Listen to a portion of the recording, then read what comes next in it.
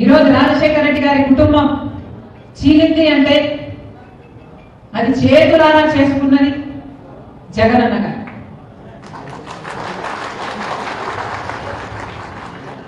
దీనికి సాక్ష్యం దేవుడు, దీనికి సాక్ష్యం నా తల్లి విజయమ్మ రాజశేఖర రెడ్డి గారి భార్య, దీనికి సాక్ష్యం నా యావత్ కుటుంబం.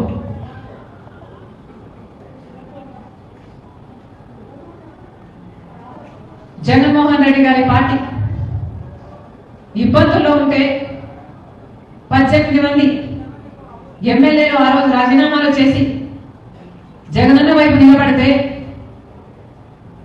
వాళ్ళను మంత్రులను చేస్తానన్నాడు జగనన్న. ఈరోజు వాళ్ళలో ఎంతమంది మంత్రులుగా ఉన్నారు? వాళ్ళు రాజీనామాలు చేస్తే అమ్మా నేను వాళ్ళ కోసం తిరిగాను, వాళ్ళ గెలుపుకు పాటుపడ్డాం, వాళ్ళను గెలిపించాడు. ఆ తర్వాత వైసీపీ పార్టీ ఇబ్బందుల్లో ఉంది అని నన్ను పాదయాత్ర చేయమంటే నా ఇంటిని వాటిని అన్ని పక్కన పెట్టి నా బిడ్డలు సైతం కాదనుకొని ఎండనగా వాననగా వేల కిలోమీటర్లు నెలల తరబడి రోడ్ల మీదనే పడుకుని 3200 కిలోమీటర్లు పాదయాత్ర చేసింది రాజశేఖర రెడ్డి. ఆ తర్వాత సమైక్య ఆంధ్ర కోసం యాత్ర చేయమని అడిగితే మన ప్రజల బాగు కోసం కదా అని ఆ యాత్ర కూడా చేశారు.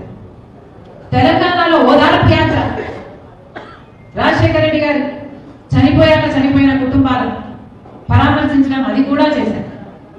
ఎప్పుడు అవసరం వస్తే అప్పుడు వారికి అండగా నిలబడ్డారు. ఏది కావాలని అడిగితే మాట్లాడకుండా, ఎందుకు అని అడగకుండా, స్వలాభం చూసుకోకుండా, నాకేమిటి అని ఆలోచించకుండా, నిస్వార్థంగా మీకోసమని ఏది అడిగితే అది చేశారు.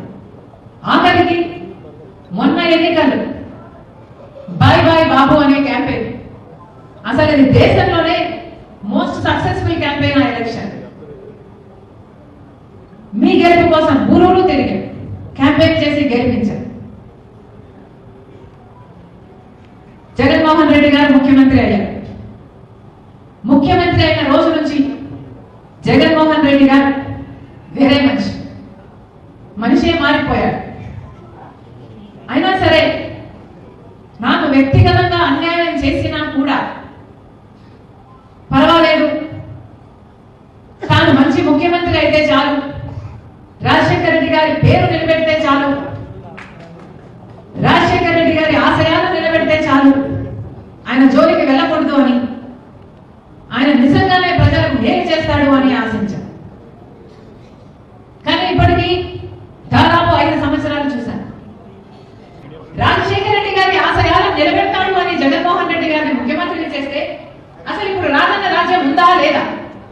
ఇప్పుడు రాజన్న రాజ్యం ఎక్కడ కనిపిస్తుంది? రాజశేఖర రెడ్డి గారి ఆనవాళ్ళు ఈ ప్రభుత్వంలో కనిపిస్తున్నాయా?